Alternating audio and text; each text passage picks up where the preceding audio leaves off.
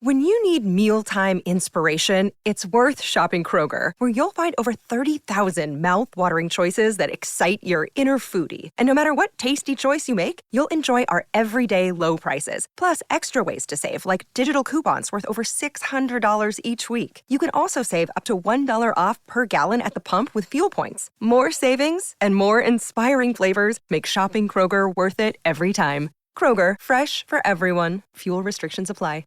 Another day is here, and you're ready for it. What to wear? Check. Breakfast, lunch, and dinner? Check. Planning for what's next and how to save for it? That's where Bank of America can help. For your financial to-dos, Bank of America has experts ready to help get you closer to your goals. Get started at one of our local financial centers or 24/7 in our mobile banking app. Find a location near you at bankofamerica.com/talktous. What would you like the power to do? Mobile banking requires downloading the app and is only available for select devices. Message and data rates may apply. Bank of America N.A., member FDIC. This episode is brought to you by Experian. Are you paying for subscriptions you don't use but can't find the time or energy to cancel them? Experian could cancel unwanted subscriptions for you, saving you an average of $270 per year and plenty of time. Download the Experian app. Results will vary. Not all subscriptions are eligible. Savings are not guaranteed. Paid membership with connected payment account required. Thanks for choosing this free Anfield Index podcast. If you'd prefer to listen to this or any of our other shows without adverts, then now's the time to check out Anfield Index Pro. With AI Pro, you can supercharge your entire listening experience. You'll not only get all of our podcasts without the ads, but you'll have them far faster with our Quick Publish feature available exclusively for subscribers. AI Pro also puts you in the heart of our sound studio, with an option to listen to many of our shows live and interact with the podcasters in real time as the shows are recording. Upgrading couldn't be easier. AI Pro is available on all popular podcast platforms. Just head on over to AnfieldIndexPro.com and get started today. Good morning, good afternoon, good evening, wherever you are, whatever you're doing. And on Sunday, the 4th of August, welcome to your episode of the Daily Red, ladies and gents.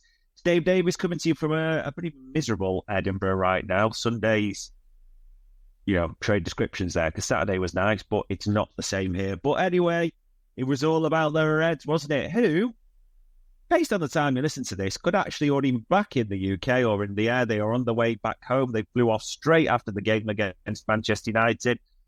Because, ladies and gents, what was there left to do, to be honest? They'd done the lap of honour. They scored 1 against Betis. They got 2 against Arsenal. They got 3 against United in a 3-0 victory. Scorers, Fabio Carvalho, Curtis Jones, Kostas, Tsimikas. Assists for Jota, assist for Salah. Yeah, an interesting one, ladies and gents, that will probably come to the performance because so it sounded strange, and I'm not trying to be negative at all. I just think we played better against Arsenal, but there was a lot to like. Some key details as well. I mean, you started line-up, had Kelleher, Canate, Salah, Jones, Elliott, Jota, Tsimikas, Carvalho, Gravenberch, Quansah, and Bradley. So the 2 returners, as in Ibu and Grav, were straight back in. Interesting. Sepp van der Berg dropped out. Dominic Szoboszlai also dropped out, if you're thinking about who was different from the Arsenal lineup. Although with Szoboszlai, important to say that it was rest. The Arne Slot actually quoted fatigue, to be fair, at the same time as well. What he actually said was, I think it's our 13th day of the tour.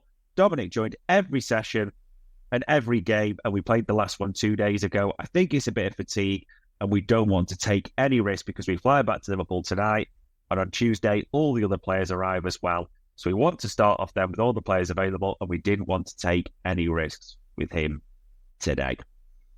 Love that. Love to hear the sort of the new principles, all the things about managing minutes, no risks taken at all, especially pre-season.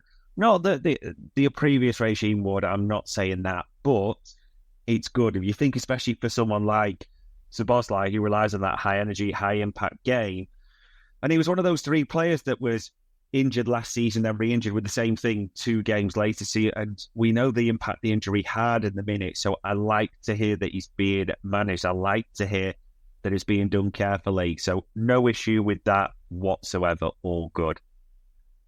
Interested as well so he didn't play at all in the game. Owen Beck wasn't even on the bench, which may be telling because there's a few rumours about him yesterday as well. Yaros came on at the break and Sepp came on at the break. So Graham actually stayed on till later, but Canate, it was rusty, I have to be honest, and it's got to get used to a more passing style at the back as well. Came off. Later on, there was a lot of people who came off about the 65th minute, but Curtis came off at 59 for young Trey. And then if you think Salah, Elliott, Jota, Simicas, Carvalho, Grav, Kwanzaa all came off at 65. Bradley a little bit later as well. A lot of the kids, though, came on, or, like we mentioned, young Trey, or the backups like Morton, Badge, Chambers, Doak, Stevenson. Lucas Stevenson did all right, coming off Conor Bradley. And then two that we got question marks around, which we'll come to. Naturally, Nat Phillips be obvious question marks. And Endo in the 65th minute. I think that maybe tells its own story, people, that you think Endo started against Betis,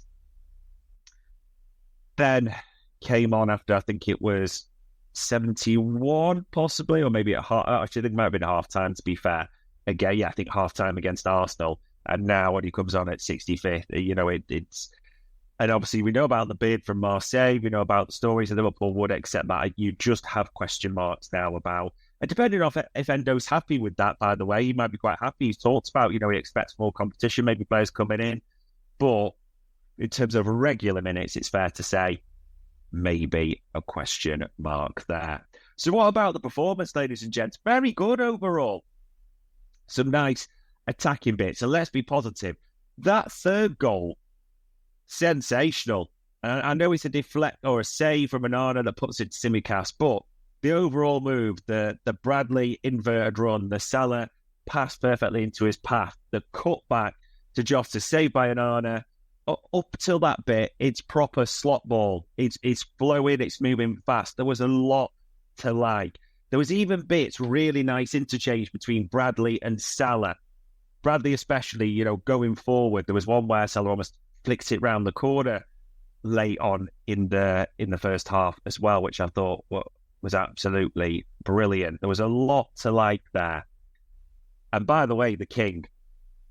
I see a lot of people praise other people, quite rightly. Let's not change any tactics on the King at all. Salah leaves this tour with a goal and 2 assists over 3 games and not playing 90 minutes in all of them. Bald Salah looks unbelievable, doesn't he? He looks almost, I'm going to say back to his best because it's pre-season, but he looks on it. It's important to say revitalised a little bit by the break, by the change as well. And even for the assist for Jones, it's really important to say that little bit where he invites the United youngster in, goes past him. It's nice to see he still got that. And the cutback for Jones just to slide it in, he was just being asked to be put in. So yeah, the King is still there for everything that's talked about.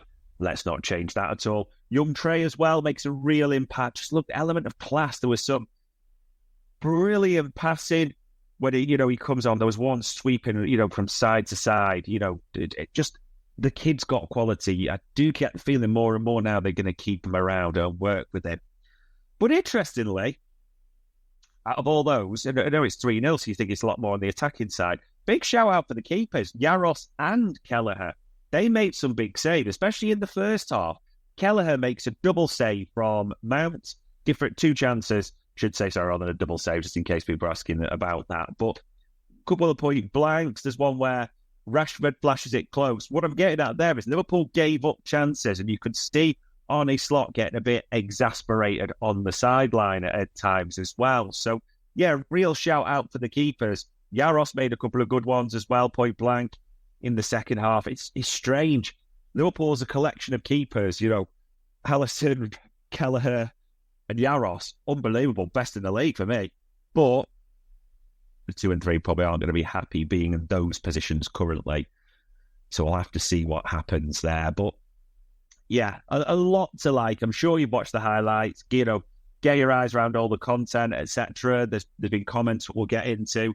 And the manager had quite a bit to say, or head coach. Said, he was asked by LFC TV, was he happy? He said, yes, I was. but not with all of them, referring when he was asked about the performance. We're very happy with the result, and we scored some really nice goals.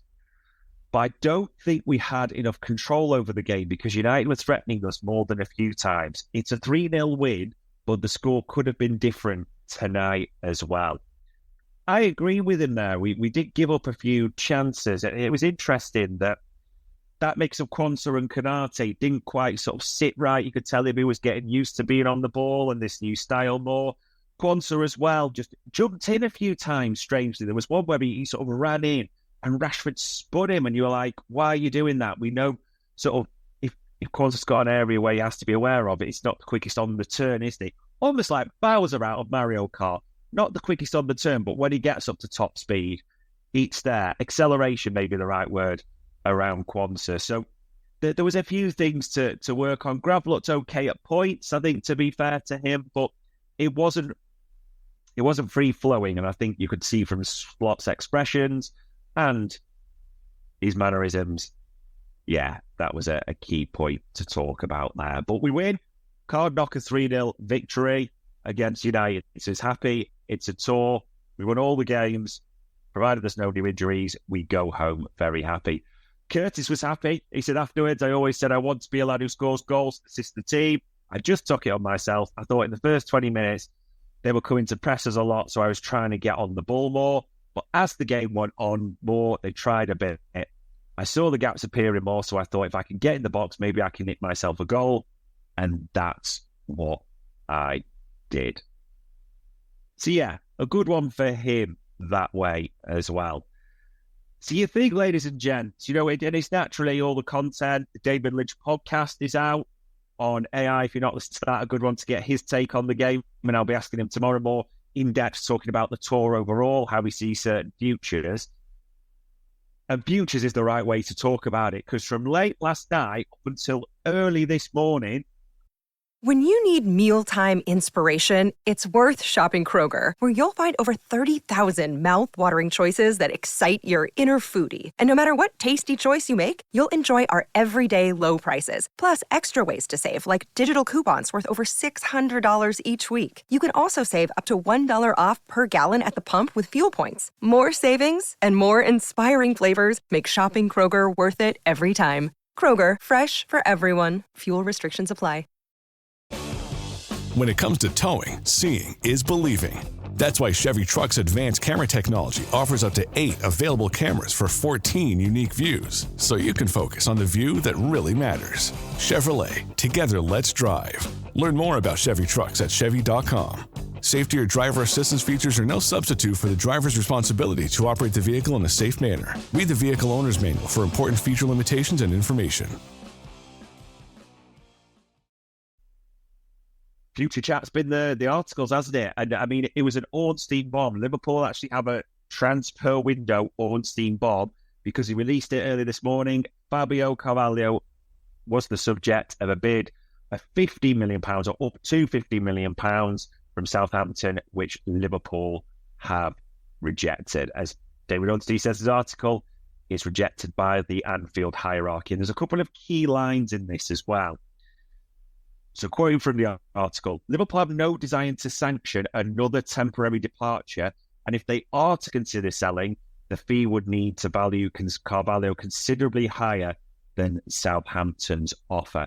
I think that's key because we've had a couple of loans now, haven't we, to the Red Bull disaster, and then the whole revitalisation where he was such a key player and nearly got them into the playoffs, didn't he, along with Tyler Morton, and then there's this now as well. He's doing so well in this pre-season tour. Goals against Arsenal and United. Yeah, looking lively coming in from that left. Even though he's confirmed it's not his preferred position. So there's a lot of positives. And I mean, 29 goal contributions overall in 56 championship appearances means clubs like that will be looking. It'll be interesting to see what Southampton do. Ornstein quotes in this article, they're also looking in parallel with Celtic's Matt O'Reilly, so you wonder about that. The other key line I would say from the article, the attacker would ideally like to stay, however his clear priority is game time, wants to be a key player and not a bit part contributor, even if it means transferring to a so-called smaller team. I don't need a VPN, I've got nothing to hide. Ha! This is what I used to tell myself before I hooked up with LibertyShield.com. Not only is my home internet now fully encrypted, but I can now access all the websites I want, whenever I want, and do so from absolutely anywhere. As a Liverpool fan, I love to know I can now watch every match, regardless of whether it's on UK TV or not. My Liberty Shield VPN makes sure nothing is blocked and guarantees me super fast streaming speed throughout that match. You can get connected right now with their software package, which includes a 48-hour no-obligation free trial and instant access to their apps for Apple, Android, Fire TV, PC, Mac and Android TV. Or go a step further like I have and get one of their pre-configured VPN routers. These small but powerful devices allow you to easily connect every device in your home to VPN, making it the perfect solution for smart TVs, Mac boxes and games consoles. Visit LibertyShield.com today and use coupon code AIVPN25 to get 25% off at checkout. I think those are the two key elements, isn't he? He doesn't want to be a bit part player, even if it means transferring to a smaller team. It's interesting the way that line's layered within the article. I mean, he's done well. You should not doubt that. He's had a good pre-season. He almost couldn't do any more to further his case. But he said he sees himself as a number 10, and he said that Slot's had that conversation with him and sees him as a left winger. So you have to class him in that boat realistically. He's not going to be a choice really in his first choice position. And, there's Harvey, Saab, Maka who can play the 10 are probably ahead of him, we have to be honest, before you talk about an attacker dropping down there as well. And then the left wing, I mean, and I like this. Some people have said quite rightly, he can finish. There's no doubts about that, which, is a question mark against some of our forwards at times. And people bring Luis Diaz into that in social media. I can see that today as well. I just can't see it. The minutes that he wants being at Anfield, I'm afraid, that Luis Diaz is, and even if Luis Diaz goes potentially, has been mooted, Anthony Gordon's a clear link, and Anthony Gordon is a left wing. We're not going to buy Anthony Gordon to be behind Fabio Carvalho. That sounds harsh, but it's just a fact. Jota can play there as well. I just can't see him getting the minutes he wants. That does not make him a bad player by any means. It was just one of those transfers where you look at it and think, the amount 7.7 million at the time made me think, are they doing this? It's a bit of a gamble, because it did look like they signed him with a plan of what we're going to do with him exactly. It wasn't really clear. There was question marks like, we don't play with a 10. When the previous manager was there, do we play with a 10 now? It's debatable the way we use it, but there's so many ahead of him. So maybe it's worth talking about the fee. And 50 million is rejected. And interesting, the article says they'd have to go higher.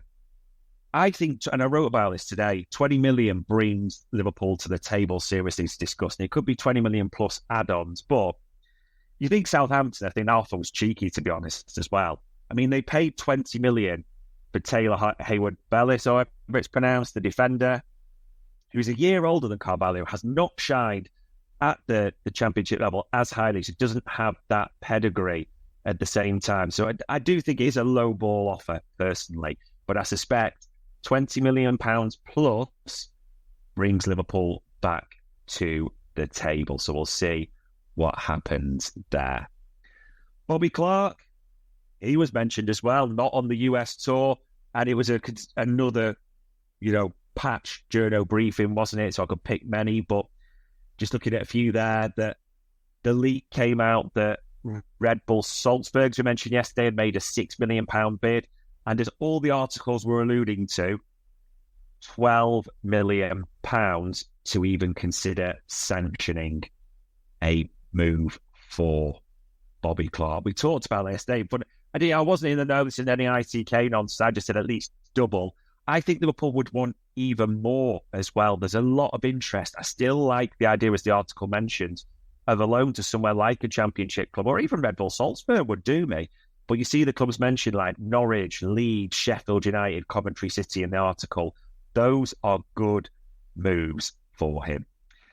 And another kid to mention at the same time, maybe not such a kid, that's probably disrespectful, but Tyler Morton, mentioned again in quite a few of the briefings and articles, and the interest from Red Bull Leipzig, and, interestingly, Atalanta. I know people will look at that one for Edison, but there you go. Lewis Steele had the Red Bull Leipzig RC as the front runners, so that's an interesting one.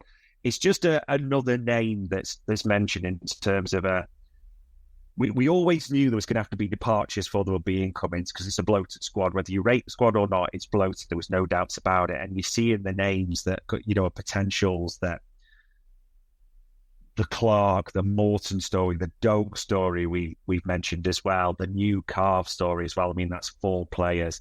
You've then got the Sepp considerations. I mean, Sepp didn't start yesterday. It was Kanate. You can read too much into that, but that Sepp van der Berg question still there. And then you've got Endo, that question still there at the same time. I said my thoughts on that. And Gomez, there's a lot that could move quickly, you feel. And it's interesting that you're starting to see prices mentioned, aren't you, specifically with players like Clark, 12 million, Carr, 50 million, considerably higher. We've seen Tyler Morton mentioned in the 20 million bracket at the same time. Sepp's price tag, even he's talked, the figures are almost out there, as in, make us an offer, isn't it? So I'm sure there is work even now. Richard Hughes was in America going on behind the scenes. Other few lines as well. It's an interesting one from Simon Mullock in the Mirror, saying that Slot has spoken to Darwin Núñez and that he is prepared to build his attack around him. So that's an interesting one. There was question marks. We're still waiting to find out about Darwin's potential ban, aren't we? For, whether it just relates to internationals and the Uruguay situation, that's gone very quiet. Nothing really seems to be coming out around that at all. So that'll be interesting. But yeah, a lot of people have questioned and mentioned, how will Darwin do in this new formation? Similar to me, I believe that the type of goals that Slot looks for from his forwards like Gutierrez, they very much tend to be getting him in the right position, like the underlaps, the overlaps, but tap-ins, aren't they? That I believe Núñez could really thrive under that. But interesting people talk who he has to go on. It's an interesting one to consider for yourself, because Darwin Núñez got 31 goal contributions last season. And I know he faded badly, and he was a real peaks and troughs, a streaky player, you would say. Be interested to know what people's actual expectations are for Darwin this season. You'll all have your thoughts. Is he now need to be a 20 goal plus player? Do you measure him in goal contributions in this season? So does it have to be sort of 35 going higher? What are your expectations of him? I would probably say that if he hits 20 goals, I'm happy with that. It is the mark. If it's 35 goal contributions, I'd be happy with that. It'd be interesting. Do you want to see just progress again, as some people talked about? Would be interesting to see what people's thoughts are on that. So yeah, the information-wise, ladies and gents, it does feel like it's starting to get to the period of, rather than me saying, oh, look at this, we mentioned the David Lynch podcast. Tomorrow we'll have Media Matters. All the normal things will start as normal. It does feel like the transfer window almost really starts. It started with the Fabio Carvalho in a way today. So you hope over the next few days, more talk of bids, outgoings. There's nothing really in terms of Anthony Gordon's mentioned by a few. Miguel Delaney talked about him as well yesterday. Miguel Delaney also talked about positions. So he said Liverpool are looking for a centre-back, a midfielder, defensive midfielder, and an attacker. Anthony Gordon still being mentioned there as well. There's nothing brand new in terms of names, which I know people will be looking for at the same time as well. So we'll see if anything breaks. But yeah, all the players are back Tuesday. So you maybe hope for next week is the start of. Give us some trend, VVDs, potential, if there is any Salah contract news, all those types of things. You just want it now to really get rumbling. So we'll see what happens there, ladies and gents. But they are on the way back home. I don't know if they've landed by now. They may have done by the time this gets out. But on Sunday the 4th of August even, that was your Daily Red podcast. We hope you enjoyed listening to this Anfield Index show. Please be sure to subscribe to our channel so future podcasts find their way to your device automatically. There's nothing quite like fan engagement. and we'd love to know what you think of anything discussed on this show. The best way to get in touch is over on our free Discord community, where both podcasters and listeners debate the hottest LFC topics 24/7. Sign up free now at AnfieldIndex.com/Discord. You won't regret it. You can also follow us on Twitter at Anfield Index and find us on Facebook by searching for Anfield Index. Oh, and before you go, we'd love it if you could leave us a 5-star review on your favourite podcast app. It only takes a couple of seconds, and it means the world to the people who create these free shows. Sports Social Podcast Network.